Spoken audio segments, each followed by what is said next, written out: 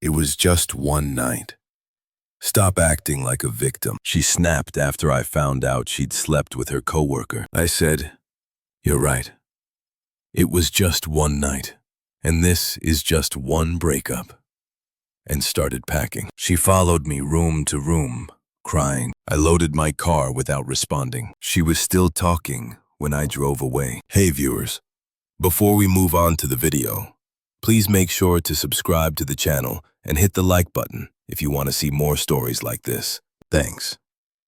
My name's Alex. I'm 32, and I work as a software engineer. I met Sarah back in college. She was this vibrant, ambitious marketing major who could light up any room. We hit it off right away. She had big dreams about climbing the corporate ladder, and I was the steady guy who supported her every step. For 5 years, I was all in. When she got laid off 2 years ago, I covered the rent on our apartment in the city so she wouldn't have to stress. I turned down a promotion that would have meant relocating because she was just starting a new job and didn't want to uproot everything. Hell, I even helped her network, introducing her to some contacts from my side. Looking back, I gave up a lot. Weekends spent helping her prep for interviews. Vacation skipped so we could save for her certifications. I thought that's what you do in a committed relationship. Build together. But over the last few months, things started feeling off. Sarah was working late more often, always at team-building events or client dinners. She'd come home smelling like wine and perfume that wasn't hers. But I'd brush it off. I trusted her. We had our routines, movie nights, cooking together, planning a future, or at least I was planning. She started pulling away emotionally, criticizing little things about me. "You're always so predictable, Alex. Where's the spontaneity?" she'd say with this edge in her voice.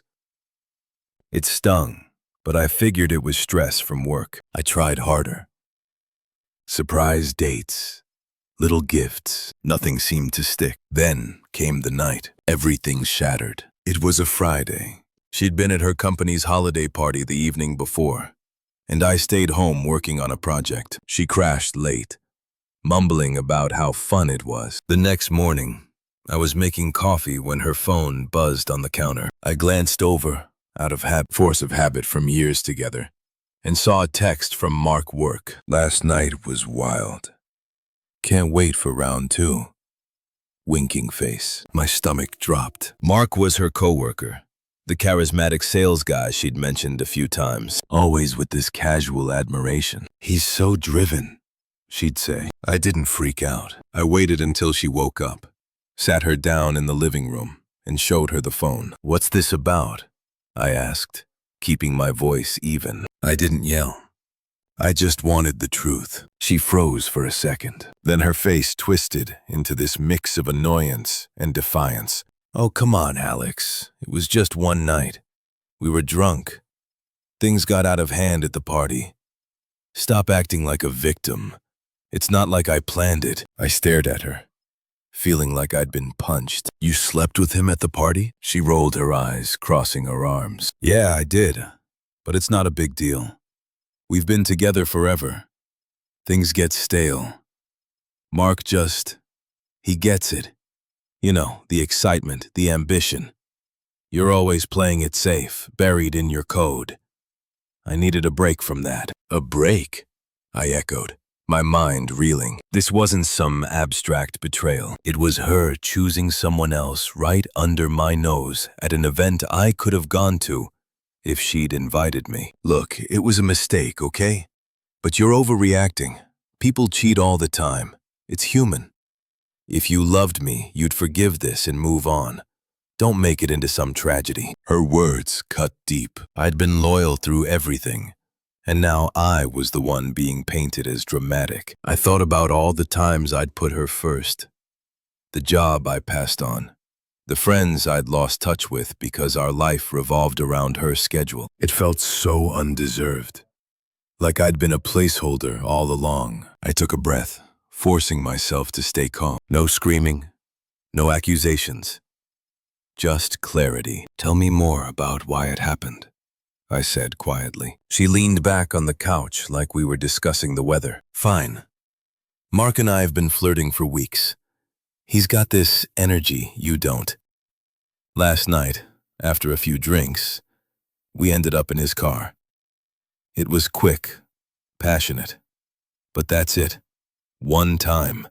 You're acting like I murdered someone. Grow up, Alex. There it was. The smugness. No real remorse. Just excuses wrapped in condescension. I nodded slowly, letting the weight of it sink in. The room felt smaller, the air thicker with her justifications. I didn't argue. What was there to say? She'd made her choice clear. I sat there for a moment, absorbing her words like a bad dream I couldn't shake. The coffee I'd made earlier was going cold on the table between us, steam long gone. Sarah was still leaning back, arms crossed, like she was defending a point in a meeting, rather than explaining why she'd thrown away 5 years. I didn't raise my voice. I didn't call her names. I just looked at her and said, "So that's it. One night with Mark and suddenly, I'm the problem." She sighed dramatically, as if I was the one being unreasonable. "Alex, don't twist this. It's not about you being the problem. It's about us. We've been coasting. Mark, he challenges me. He's got that drive, that edge. Last night was a wake-up call. Maybe we both need this." A wake-up call. I repeated flat. My mind flashed to the times I'd stayed up late helping her with presentations, or when I drove her to that conference 3 hours away because she was too nervous to go alone. All those moments felt tainted now, like I'd been investing in something that was never mine. "Yeah, exactly," she continued, her tone sharpening. "You think our life is perfect? It's routine, work, home, Netflix, repeat. Mark gets the corporate world, the late nights, the risks. He doesn't just clock in and out like you do. And honestly, after what happened, I realized I deserve that kind of passion, not this comfort zone you've trapped us in." Trapped? The word hung there. I'd chosen stability for us, turned down opportunities to keep things steady while she built her career. But now it was a trap. I stood up slowly, walking to the bedroom without a word. She followed, her footsteps quick behind me. "What are you doing?" she asked, voice rising a notch. I pulled a suitcase from the closet and started folding shirts into it. "You're right. It was just one night, and this is just one breakup." She laughed, but it was forced, nervous. "Oh, come on. You're seriously packing over this. I said it was a mistake. We can talk it out. Therapy, whatever.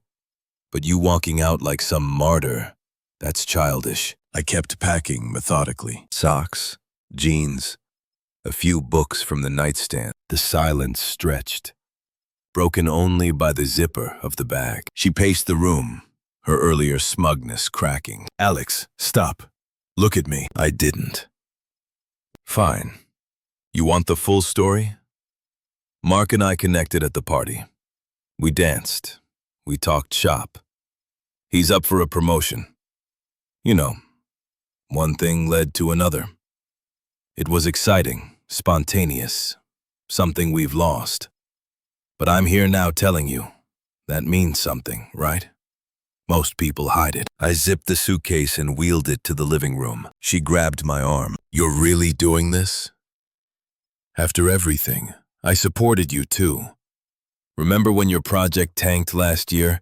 I was there." "Supported me?" I finally turned to her, keeping my voice level. "You complained about the long hours, said I was neglecting you. But yeah, you were there in body, maybe." Her eyes narrowed. "See, this is why you're always playing the victim, twisting things to make me the bad guy. Mark doesn't do that. He owns his." "Then go be with Mark," I said simply, grabbing my keys from the counter. She stepped in front of the door, tears starting to well up. "Wait, no. I don't want that. I want us, but better." "Forgive me, Alex. It was stupid, alcohol-fueled. We can fix this." I paused, looking at her. The hypocrisy hit me hard. She'd minimized it as just one night. But now she was begging, her logic twisted like a pretzel. Blame me for the boredom, justify the cheat. then act like I owed her forgiveness. Sarah, you chose excitement over us. But I love you, she blurted, voice breaking. Mark was nothing, a fling. You're my rock. A rock you stepped on to get to him, I replied calmly. I moved past her, loading the suitcase into my car outside. She followed, barefoot on the driveway, neighbors probably peeking through curtains. Alex, please don't leave like this. We can work it out. I'll cut Mark off completely, block him, anything. I got in the driver's seat, engine humming to life. She banged on the window lightly. Say something. Don't just drive away. I rolled it down an inch. Goodbye, Sarah. And I pulled out, her figure shrinking in the rearview mirror, still talking, gesturing wildly. No big scene, no final blowout. Just me, detaching. The confusion swirled in my chest. Why her? Why now? But I kept driving, the city blurring by. That drive felt endless. I ended up in my buddy Jake's place across town. He and his wife, Lisa, were mutual friends, but they'd always been more in my corner. I crashed on their couch that night, staring at the ceiling, replaying her words. Stop acting like a victim, it echoed, making me question everything. Had I been too safe? Too predictable? The pain hid in waves, not just the betrayal, but the way she dismissed it like my loyalty was a joke. The next few days were a fog. I called in sick to work, pulled up in their guest room. Jake checked on me, offering beers and bad advice. Screw her, man. You deserve better. But I didn't want to rant or plot revenge. I just sat with it. The unfairness nodded at me. 5 years, and she reduced it to stale. Flashbacks crept in. The time I surprised her with tickets to that concert she loved, only for her to cancel last minute for work. Or when I helped her move into our apartment, carrying boxes up 3 flights while she directed. I'd given so much. And for what? To be compared to some slick coworker. I didn't contact her. No text, no calls, radio silence. Instead, I started small steps, joined a gym downtown. Nothing fancy, just weights and runs to clear my head. The burn in my muscles drowned out the ache in my chest. I updated my resume, applied for that senior position I'd passed on before. It meant longer hours, but why not? No one to hold back, for now. Weeks turned into months. I found nothing shared, furnished it minimally. A bed, a desk, some plants. Work picked up. I got the promotion, diving into projects that challenged me. Therapy helped too. Once a week, talking through the confusion. Why did it hurt so much? I'd ask. The therapist nodded. Because it was undeserved. But you're rebuilding. My internal voice shifted slowly from what did I do wrong to what can I do now? I started hiking on weekends, reading books I'd shelved for years, dated casually once or twice. Nothing serious, but it reminded me I wasn't broken. Meanwhile, karma started creeping in, though I didn't seek it out. Jake filled me in first over coffee. Heard from Lisa. Sarah's affair blew up. Apparently, Mark wasn't the prince she'd painted. After their one night, it turned into a full fling. But he was playing the field. Used her for inside info on a big client deal. Got his promotion, then ghosted her. Worse, rumors spread at work. Someone saw them at the party, and HR got wind. Office policy against relationships, especially when it involved favoritism. Sarah got a warning, but the damage was done. Colleagues whispered. Her reputation tanked as the homewrecker, even though we weren't married. Then the isolation hit her. Mutual friends like Jake and Lisa pulled back. We saw how she treated you, Lisa said when I asked why. The smug way she justified it. Nah. Sarah posted vague stuff on social media, quotes about growth and mistakes, but likes dwindled. Her family got involved too. Her mom called me once, voice dripping with guilt trip. Sarah's struggling. Alex, be the bigger person. I hung up politely. No engagement. Financially, she unraveled. Without my half of the rent, She downsized to a crappy studio, lost a big project at work, focus shot from the drama, and got passed over for a raise. Jake heard she was seeing a therapist, but it wasn't helping her entitlement. She started reaching out, indirectly, liking old photos of us, commenting on friends' posts where I was tagged. But I stayed silent, focusing on my arc. I volunteered at a local tech meetup, met new people, landed a side gig consulting, padding my savings. The confusion faded. Clarity set in. I'd been her safety net, but now I was free-falling into something better. By 6 months out, I barely thought of my life had momentum. New friends, a trip planned to the mountains, even a promising date with someone from work, Emily, who shared my love for coding puzzles. The silence from my end must have driven her crazy, because that's when the direct attempts started ramping up. But that's for later. For now, sitting with the betrayal taught me resilience. It wasn't fair, but it was fuel. It started subtly, about 7 months after I drove away. I'd blocked Sarah on everything right after the breakup. No drama, just a clean cut to protect my peace. But she found ways around it. First, it was an email to my work address, the one she remembered from when I'd helped her with her resume. The subject, "Can we talk?" I opened it out of curiosity, or maybe lingering habit. "Alex, I know you're mad, but please hear me out. That night with Mark was the biggest mistake of my life. I was stressed, drunk, stupid. You were always so good to me, and I took it for granted. I miss us. The routines, the comfort. Work's been hell without your advice. Let's meet for coffee. I promise. No pressure." I read it twice, feeling a flicker of that old confusion. But no sympathy stirred. She'd called it just one night, dismissed my pain. Now she wanted comfort back. I deleted it without replying. That seemed to open the floodgates. A week later, my phone rang from an unknown number. I answered, thinking it might be a job lead. It was her mom, voice sharp and accusatory. "Alex, this is Helen. Sarah's a mess because of you. She's lost weight, can't sleep. You men think you can just walk away. She told me everything. Yes, she screwed up, but forgiveness is what adults do. Her friends are worried. Even her therapist says she needs closure.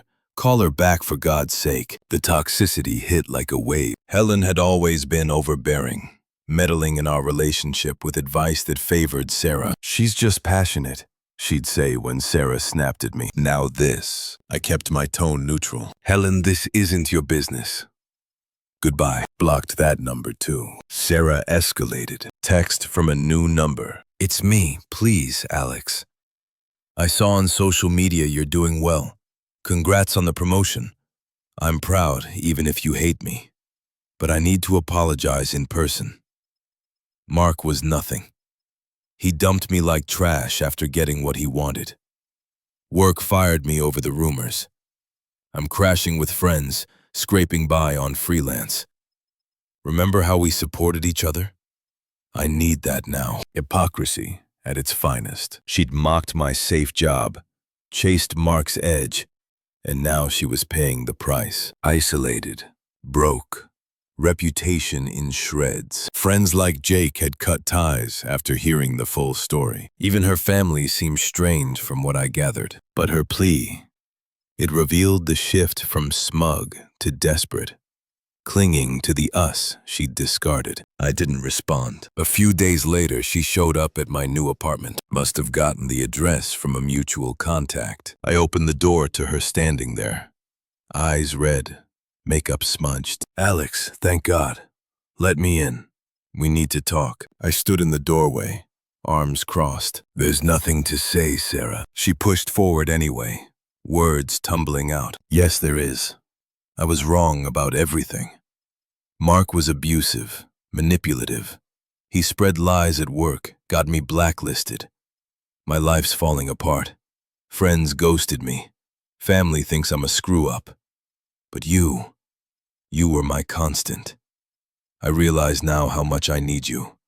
Please, let's try again. I'll change. Therapy. No more parties. Anything. Her voice cracked, tears flowing. Part of me noted the power reversal. She'd been the one walking over me, now begging at my door. But I felt nothing but detachment. Sarah, you made your choices that lit a fuse. Her desperation flipped to anger. Choices like you didn't. Walking out without fighting for us. That's cowardly. I poured my heart out and you ignore me. Fine. Be alone forever. You'll regret this when I'm back on my feet. You're nothing without me. She stormed off, true colors blazing, entitled, volatile. Her family piled on. A cousin messaged me on social media, echoing Helen. Sarah's suffering. Man up and forgive. Toxic through and through. I blocked them all, the attempts peaking in desperation before fading. But she wasn't done. Not yet. The final nail came at Jake and Lisa's wedding. 9 months post-breakup. It was a small outdoor affair in a park overlooking the city. Mutual friends. Good vibes. I'd RSVPD. Yes, bringing Emily as my +1. We'd been dating a couple months. She was kind, driven, no games. Sarah wasn't invited. Jake had made that clear after siding with me. But she showed up anyway, crashing subtly by lingering at the edge of the reception. I spotted her first, talking to a distant acquaintance. She looked worn, hair unkempt, dress ill-fitting, like she'd lost her spark. Emily and I were at a table, laughing over champagne, when Sarah approached. "Alex?" she said, voice shaky but forced cheerful. "Congrats to Jake. Can we step aside for a minute?" Emily glanced at me curiously, but I nodded politely. We walked to a quiet corner by the trees, the party hum in the background. Up close, her desperation was palpable. Eyes pleading, hands fidgeting. "Alex, I had to come. Seeing everyone happy, it hit me. I messed up so bad. Mark destroyed me. Abusive texts, spread rumors, even got me evicted from my place. I'm at my parents' now, job hunting endlessly. No one wants the office drama girl. But you're glowing. New job, new girl. I get it. But please, give me one more chance. We had something real. I'll prove it." The irony stung. Here she was unraveling publicly while I stood composed. Life upgraded. Friends nearby shot glances. Her failure on display against my quiet success. I felt no urge to punish, just indifference. "Sarah," I said calmly, "it was just one relationship. Stop acting like a victim." Her face paled, my words mirroring hers from that fateful morning. "What, Alex? That's not fair. I was wrong then, but now nothing's changed." I continued firm. "You chose excitement over loyalty, dismissed my pain as overreaction. I learned from that, built a life without the drama. Work's thriving. I've got real connections. And Emily, she's everything you weren't. Respectful, present. You're irrelevant to my happiness now. I've moved on completely." Tears welled again, but anger flashed. "So that's it. You're better off and I'm trash. Hypocrite. You act evolved, but you're cold." "No," I replied evenly. "Just protecting my peace. Goodbye, Sarah." I walked back to Emily, who squeezed my hand. "Everything okay?" she asked. "Never better," I said, meaning it. Sarah lingered a bit, watching from afar, but left soon after. Her desperation exposed to the group, whispers following. That was the end. No more attempts. I've blocked all channels, focused forward. The betrayal was outrageous, undeserved, but it forged me. Now, she's a footnote. I'm the story. Thanks for watching. Make sure to subscribe to the channel and hit the like button. What do you think about this story? Share it in the comments.